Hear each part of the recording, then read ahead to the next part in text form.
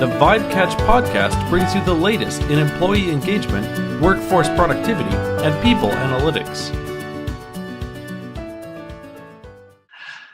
Hello everyone, welcome back to the VibeCatch podcast. This is Janne, and I'm talking today with Jonathan Smith. Jonathan has been active in leadership roles with major companies such as Marks & Spencer, has experience in business transformation consultancy roles, and also currently active in advisory and board member roles. Thank you very much, Jonathan, for taking the time and doing this podcast with us, and welcome to the show. Good morning. It's my pleasure to be part of the show. So looking forward to talking to you. Excellent. I mean, in our previous podcast, we've been really talking with various HR experts and about the engagement culture and how those impact the businesses. And we've been really getting good insights from experts in those areas. Why we wanted to talk to you is really that we also want to bring in a bit more leadership view to these topics, and really to kind of hear a bit more about your experience as a leader in companies, how kind of culture and engagement have played a role in the business. So without further ado, I would suggest that we kind of jump into the topics, and I thought about sort of starting off from kind of the culture and change aspective.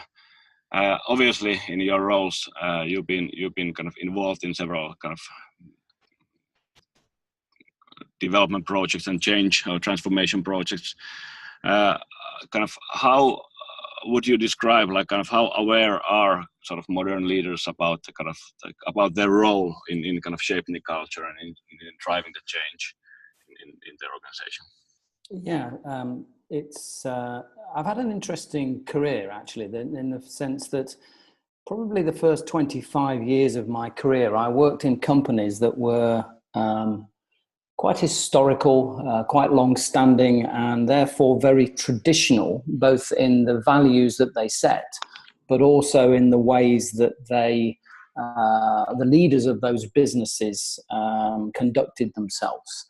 And it served me well for a long time, but it was probably about 10 years ago that I started to wake up to the fact that actually that style of leadership that I was part of and even participating in was becoming a problem in the rapidly changing and evolving world that we all live in. And my career is predominantly being based in retail, where it would be fair to say there has been significant change in the last 10 to 15 years.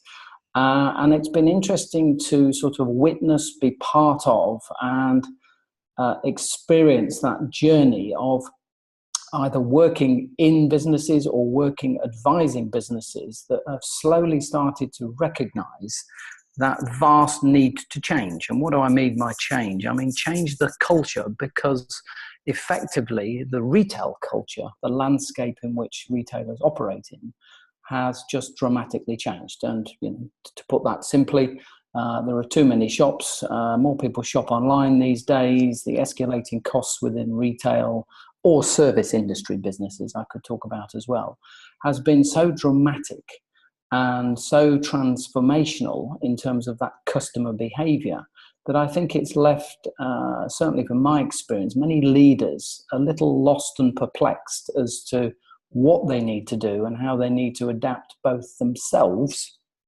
and the culture stroke strategies within their businesses. So it's been an interesting journey for certainly those 10 years. I could say it's probably beyond that. And that pace of change will, of course, continue to get faster and faster as technology, artificial intelligence, etc., sort of takes over and drives that whole retail world in a completely different direction. So it's interesting times for the leaders of these big organizations, and I think you can see from the sort of worldwide results and turmoil within that landscape in which I predominantly operated, that many businesses and many leaders within them are failing. And it's those with agility, those with that vision and foresight to see what the customer is doing are the ones that are becoming more successful. Yeah, that's interesting. I mean, I guess you are absolutely right that the retail and like many other service sector industries, they've really not just gone through a major change, but actually sort of a revolution in the whole industry in the past decade or so, with mostly kind of the online driving the change. What would you say? It's you mentioned some sort of qualities that kind of have that you recognize with the kind of the ones who actually survive the change, but what is it actually that is required from the leaders to be able to kind of drive the change? I think because you sort of what I'm trying to go after is a kind of in a big change like what's going on, and you sort of end up typically, I mean, in many companies you probably ended up in a sort of a crisis situation where you kind of have to react very quickly. And then there's that unfortunately often in those kind of cases, so if you might forget about the people and taking care of the kind of the people in those cases, because there is a cost pressure and all that. How do you think, like, what is required in that kind of sort of situations to kind of maintain the focus on the people and to get the best possible kind of change? I think it's interesting. You used the word revolution, and I would agree, certainly within the industries that I'm talking about. I think part of the challenge that I've seen is that many leaders have just seen it as an evolution, and not necessarily that stark contrast of the revolution that's taken place. And to that point, I think where the key leadership challenge has been that deep ability to listen, to gain enough data, to spend enough time really engaging with the workforce, with and the customer base, and actually focusing in on those deeper behaviors of what's happening on both sides of the fence, if I say so. That the customer side, what is really happening, what do they really want, and why are they behaving in that way? And then making sure that you have that agility within your leadership style, and also the agility within the strategy that you're setting for the business, that you have that ability to be able to really get deeply into your workforce and to understand what skill sets they have around that ability with the customer, but also to understand if they are really fully engaged in the direction that you're taking the business.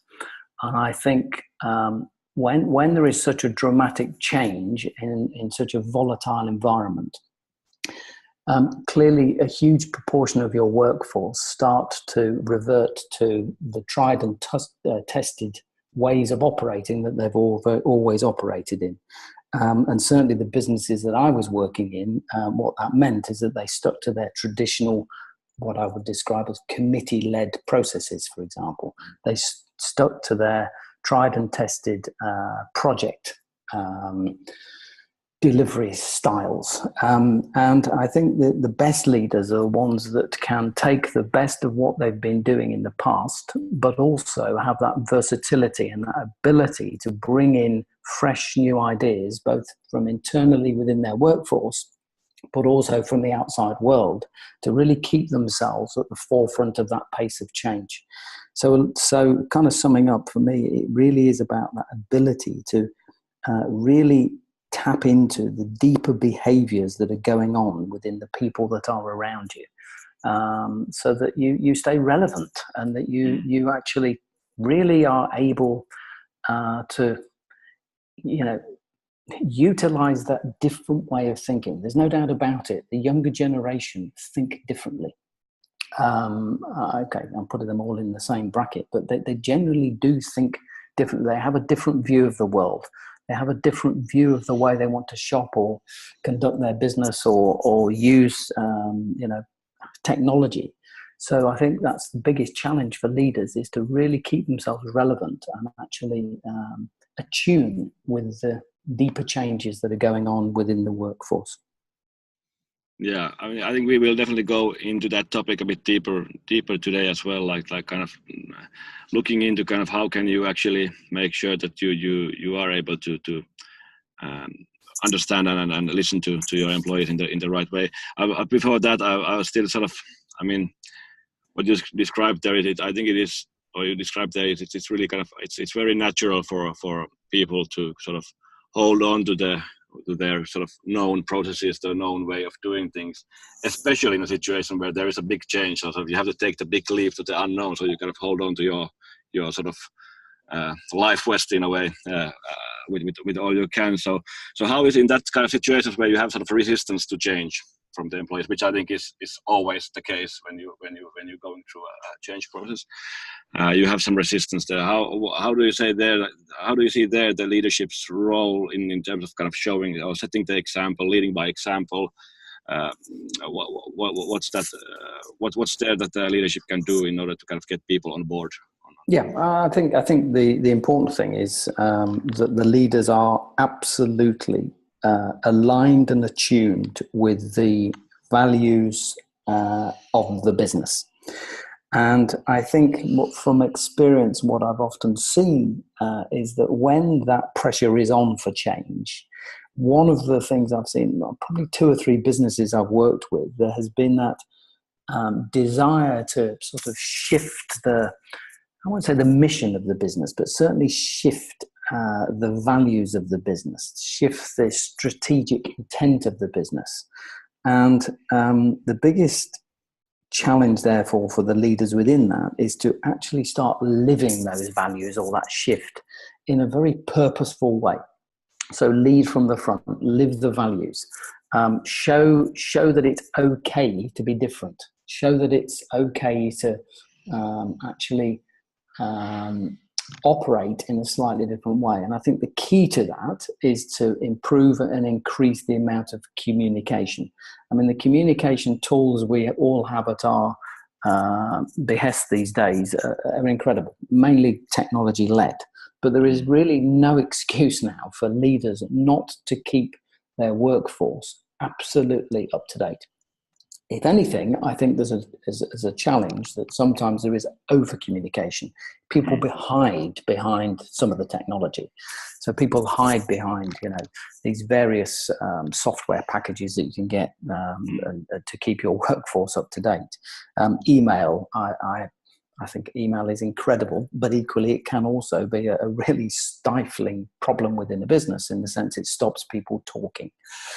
So I think part of that key leadership piece is to keep the communication regular, clear, aligned to the strategy all the time, but make sure that the voice of the top leaders is always heard. That's a critical thing for me. I think there's nothing worse than when you're working in a big business that you actually don't really know what's happening at the top. So it's meaningful, purposeful, proper verbal communication is the key thing to me. That's a very good point. I think it's really crucial that it's the message is really clear from the sort of top. What is expected? What is kind of the way we are going, so that the kind of employees feel that they can trust the leadership, that the leadership is taking the company to the right directions. Communication is the word. I think it's very good that you brought it up. I think what's changed in that area, you mentioned technology. Of course, we have now more tools than ever to communicate. What one thing that it enables is then, of course, also to actually make it, instead of sort of one-way communications, into a dialogue, which I think is it's an important thing. And this brings us into kind of back to the topic that you touched before about listening to your employees and understanding what the employees need and expect as well. I guess we could talk a bit more about that now. So how do you see kind of what is required for a leader, for a manager to really understand the situation of the employees? How can you make sure that you get that you truly understand what they need and how engaged they are and so on? Yeah, I think clearly there are probably 2 things for me. First of all is that regular communication, that regular checking in with the various leaders within your business to make sure that the key messages are actually getting through throughout the workforce. The other aspect, of course, is what VibeCatch do. For example, is clearly these engagement surveys, and I think it's really important that companies take the opportunity to really get into what I would describe as authentic listening through these engagement survey opportunities. What do I mean by authentic? My experience in the past is that often these yearly or 6-monthly sort of tap-ins for feedback, let's call it, have often been a predominant KPI for various managers within the business. Because it's such a strong KPI, what then I've found is that there becomes an artificial pressure on the managers to get their workforce to deliver a certain level of answers. And therefore, the authenticity of some of the data that's coming back isn't necessarily as rich as it could be. And my view on these things is that if and this is what I love about what you do at VibeCatch, is that if the quality of the data and the richness of the questions is right, and there is less pressure necessarily on a score, then you are likely to get back fantastic data. And the critical piece for managers, therefore, is to turn that data and those responses into authentic action that the people can really live and can really get a sense that the people at the top have actually listened. So I think it's about the key word, I know I've used it a few times, is the authenticity of the communication process. Anybody can ask questions. Anybody can, put a survey out. Any leader can go and do a listening group. But if there isn't an authentic response, and it doesn't always have to be good news, it's not about keeping your people satisfied, it's about keeping your people engaged. And of course, satisfaction's good because you want them to be, but it ultimately is, do they understand and are they engaged in what the purpose of their role is within the business and what the purpose of the business is? And that's the critical thing for me. Keep it authentic, keep it to the point, and keep it relevant and regular. That's the important bit, so that people really get that sense of, I belong here. It's not always easy, it's not always good, but I belong here and I have a purpose and I'm valued for what I do. That's the critical bit for me. That's very good points there. What I really kind of liked there is really the point that you stressed with the authenticity. And I how do you achieve that? I think that's the big question. Like, how do you actually achieve that? You create such an environment where the people are able to give like authentic feedback and kind of trust to do that. It's powerful reinforcement of what you've heard. So when I talk about as a leader, for example, if I do a listening group, with a group of my people, what I always try to make sure I do is I reinforce what I've heard. So lots of feedback within this. I think this is what you're telling me, and I'm very challenging around getting into the deeper essence of what people are saying. So I do make the sessions very challenging. Sometimes they become uncomfortable for people, but I'm really trying to get to the bottom of the real truths that are emerging. Once you've found that and you've confirmed them back to the people and you get a sense that they really do value the fact that you deeply listen to their concerns, it's about the power of your response and the actions that you then take. And it's not about just doing the nice things. Sometimes you have to be clear to your workforce that, yes, I've heard what you've said. Yes, I've considered it. And for these following reasons, it's not something that we're able to do. or it's not appropriate for our style of business or the customer or whatever. But these are the positive things that we can do. So I think it's about getting that honest balance and then really living and making sure that those actions that you've agreed take place. And that therefore becomes authentic leadership, because people actually really see you as somebody that is not afraid to make the good and the challenging decisions, but then somebody that lives those responses and makes things happen. Because, you know, we've all worked for leaders that say things but then don't do them, or expect other people to do them, but they're not prepared to live those values themselves. So it is all of that. That's the key thing for me, that authenticness of your leadership style that says, I'm going to do what I'm saying I'm going to do. But if I'm not prepared to do it, I'm also prepared to say why I'm not prepared to do it. And therefore, you know, you might not like what you've heard, but that's my decision, or that's the company's decision, and that's what we're doing. So it just keeps people relevant. Therefore, it gives people a choice. Because if they ultimately don't like the direction or what's happening within the business, of course, they have a choice as to whether they wish to be part of that or not. And as we all know, the generation of today workforce, they don't hang around if they don't like something. But that's healthy as well, in the sense of, I think in the past I was in businesses that prided themselves on this incredible ability to keep people. You know, one retailer I worked at, the average lifespan of a manager was 20 plus years. But of course, that was fine in the 80s, 90s. But as we get into the modern world, then actually some turnover at higher levels is always healthy, fresh ideas, etc. So that's what I mean. Anyway, just going back to what I mean by authentic leadership and the authentic communication process. Yeah, I mean that's. Yeah, one thing that we've also seen with a couple of our customers, I think, which is really eye-opening in a way. Like once you have achieved this environment where people are really communicating, having a dialogue, and being honest and authentic about that, also the difficult problems in the sort of company, in the work environment.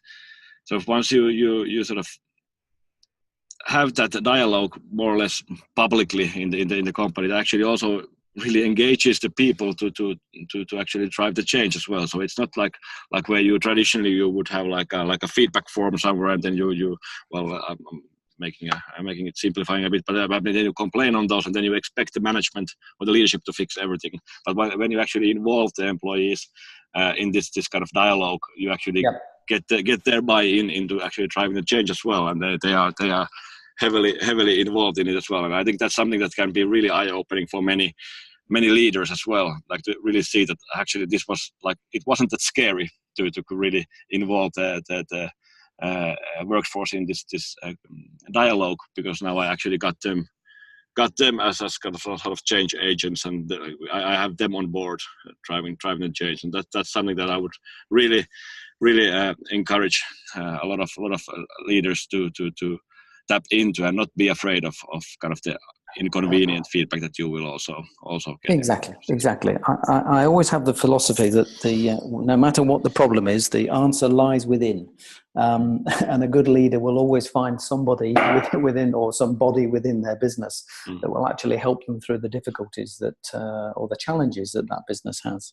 So good communication, then you're likely to find some great answers out there. Yeah. Well, I think it's we you mentioned also kind of like actually like surveys, what of course as VibeCatch we are involved in as well.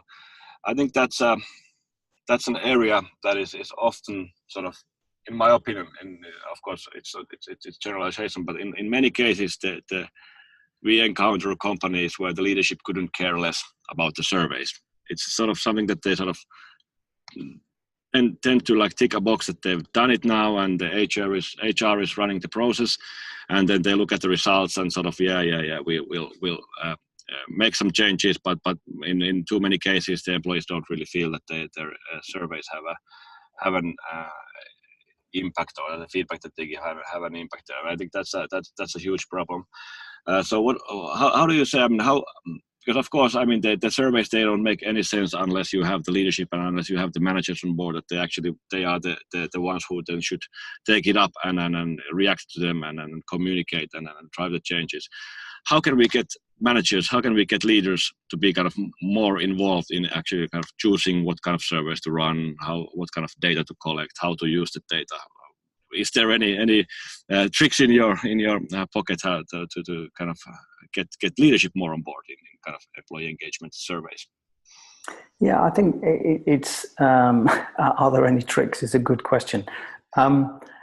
Sadly not. But I don't mean that in a negative way. I genuinely think, though, that the outstanding leaders in business truly value what their people are saying, and they want to hear.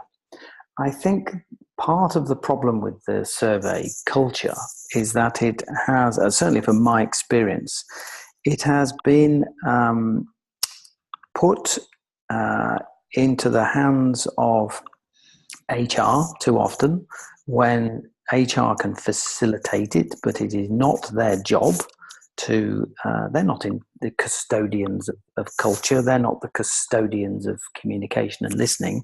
They're there as business partners to the senior leaders to help guide, coach, steer them through it. But it's about the senior leadership taking the ultimate responsibility for that survey process.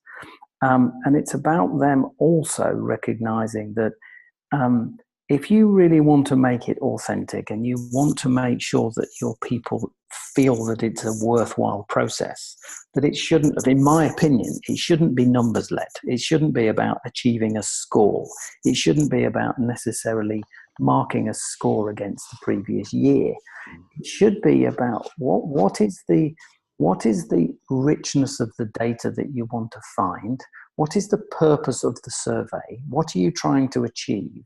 And how do you weave that into the strategic direction that you wish to take the business in? So for me, the key to these surveys, both in terms of keeping it at the focus of the senior leaders, but also keeping it relevant and authentic for the employees, is to make sure that survey process is constantly on the change, in the sense that it is aligned to the direction the business is trying to go in, and that people fully understand that what is the purpose of the latest survey. So we are doing the latest survey because these are the key things we need to explore. This is the key feedback we want to find out.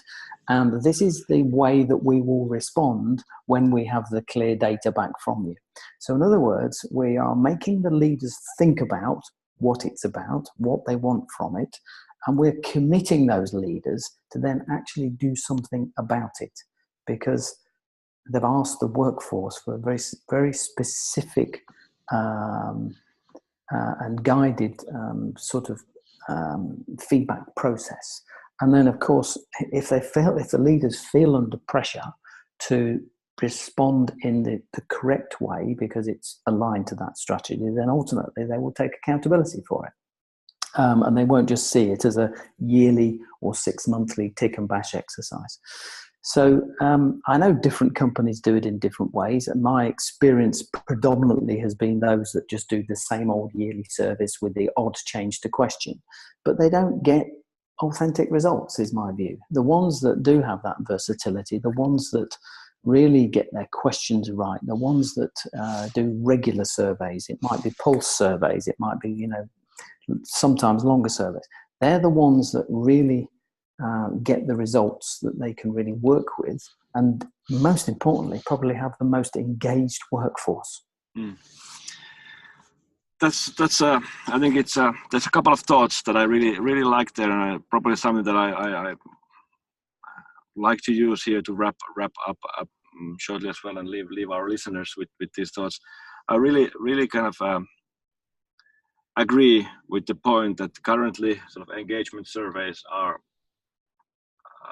often too much kind of score oriented, so the people are really aiming to improve a certain score, and they are comparing these kind of indexes or scores with not just previous year results, but also kind of benchmarking those with industry competitors and so on. And kind of it's become like a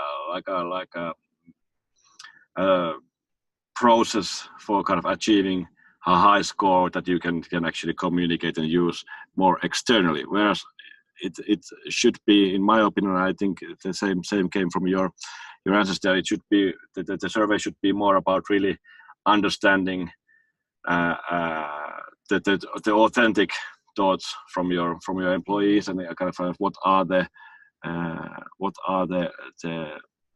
true drivers for engagement in the company, and how can you actually get people involved in improving that. And I think that's kind of a big change that hopefully will happen soon, that the annual being annual surveys or pulse surveys or whatever way that you are using to kind of measure the engagement in your company, that it shouldn't be about the score, but it should be really about finding the right items, finding out the right development topics for your company in order to kind of get your people more engaged. I think the simple way of putting it is there is enough competition in the outside world in terms of what your business purpose is about, because you'll always have competitors. So why create an internal competition that's unnecessary? Create the environment for what the survey is about. It ultimately is to understand how good you are and how engaging your workforce, not how competitive the workforce is. And it's a subtle shift, but I think it's a really important shift that businesses should consider. Keep the competition away, just use the data for what it's there for, and truly and authentically make sure that you are leading your business with what the people are telling you. And you ultimately, that's the most powerful thing you can take to the outside world. I think that sums it up. Just stop making it a competition. I think that sums it up perfectly, and I think it's really a thought I want to leave our listeners with at this point. I thank you, Jonathan, so much for sharing your thoughts with us in this podcast, and for all the listeners out there, stay tuned. We will have more podcasts coming up soon as well. So keep VibeCatch on your radars. But thank you, Jonathan, for doing this with us. Thank you. It's my pleasure. Great. All right. Thanks everyone for listening, and stay tuned for more to come. Thanks for listening to the VibeCatch podcast. Visit our website, VibeCatch.com, for more resources and insights on employee engagement, human productivity, and HR technology. Don't forget to subscribe to get the latest podcast right in your inbox.